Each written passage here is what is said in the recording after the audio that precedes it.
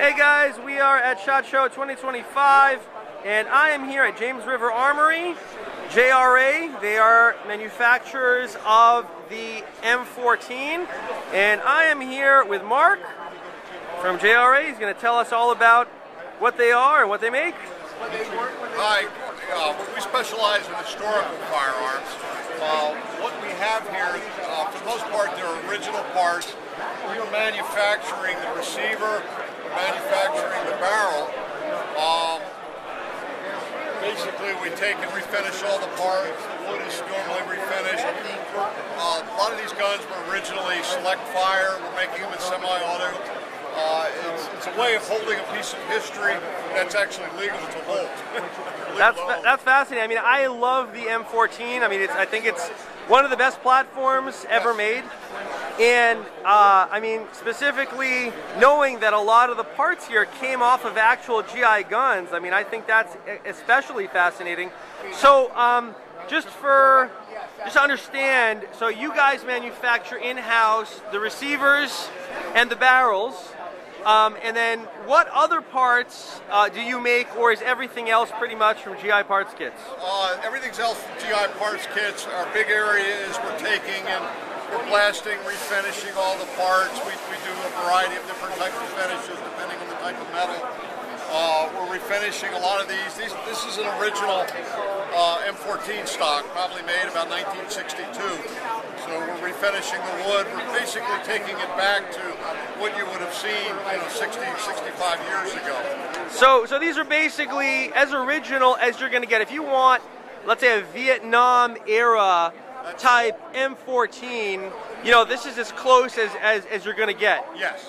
Because I mean, Springfield Armory, they make the M1A, and it's pretty much all in-house, but it's not exactly to spec. It's a great gun, but it's not exactly to the specs of the M14. Correct. They started back in the late 70s, late 80s using USGI parts, but the quantity they produce, the parts just aren't out there. I mean, most of these things have been run through a shredder, and you're just not going to get the stuff.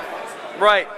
So if you're looking for an actual, GI, real mil-spec type M14, then this is, the JRA's your closest thing, unless you want to pay, $30,000 for a transferable full auto, right? Yeah, I mean, we're trying. I mean, I'm an old Marine, so we were catching the tail end of these things.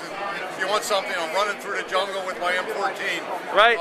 This is pretty much what you had. Yep. Yeah, that's made famous by, Stanley Kubrick. Yeah. Full Metal Jacket, Yeah.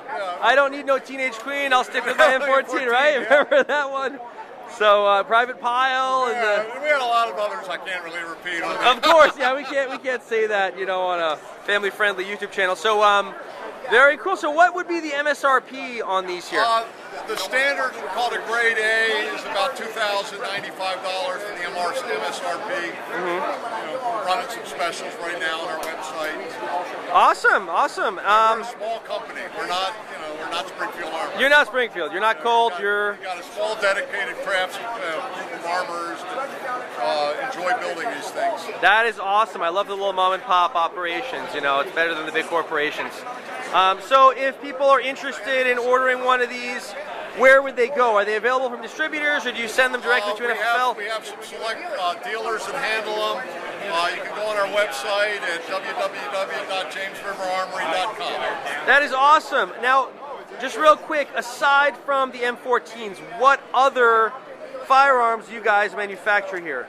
I'll grab this. We've been doing this for the past few years. The Italians essentially were given a ton of M1 Garands after World War II. They had to adopt it to 7.62 NATO. The world was going into box magazines, semi-auto select fire in the late 50s, early 60s. Beretta came up with a way of actually modifying the M1 Garand receiver and installing a box magazine. This is kind of their Alpini paratroop version. Has a side-folding stock. Positioned to ski troops, paratroops. It's actually one of the softest 308s recoil on this thing is almost negligible. Wow. Beretta developed a muzzle brake that I wish they had really adopted to the M14. That might have solved some of the complaints back in the day. It's got a grenade launcher too, doesn't it? It's got an integral grenade launcher. This is a gas cutoff when the sight goes up. Wow, it's also got an integral bipod? It's got an integral bipod. Yeah, they like their bells and whistles. So that's known as the BM59, correct? Yeah, the BM59 also had what they call the winter trigger, which you could come down and you didn't need to, you know, if it's, especially I guess you're up in the Alps or it's cold, you don't have to take your gloves off to fire the thing. Right. So, neat gun. Wow. I mean, really, it's essentially, you know, an M1 Garand gas system that's been modified. The receiver is a modified M1 Garand. The core of this gun, you'll start seeing all sorts of M1 parts from World War II on them. So I mean, they were taking actual M1 Garands, yeah, and then they converted probably 500,000 M1 Garands into BM59s. So basically, it was a factory conversion. It wasn't like an Italian manufactured firearm. It was. Toward the end, they started making their own receivers. But throughout the 1960s, and we had a lot of leftover Garand parts. You will see that. Sure. You know, we sold them for next to nothing to the Italians. Right, absolutely. Well, that's fascinating. So you guys offer that, and then anything else? Any other offerings that you guys? We've been doing AKs for the past probably 15 years, but the kits have all but dried up or gotten incredibly expensive. We offer a build service for customers that maybe had bought that Polish AKM kit a few years back. We can professionally build it for you.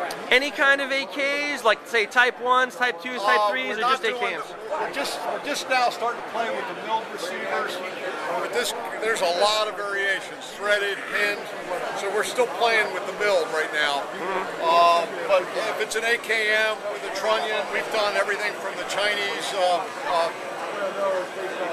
Type 56. We've done some of those. Most of them are the East Bloc. You also are doing some of the Yugoslavians with the heavy trunnion. Awesome.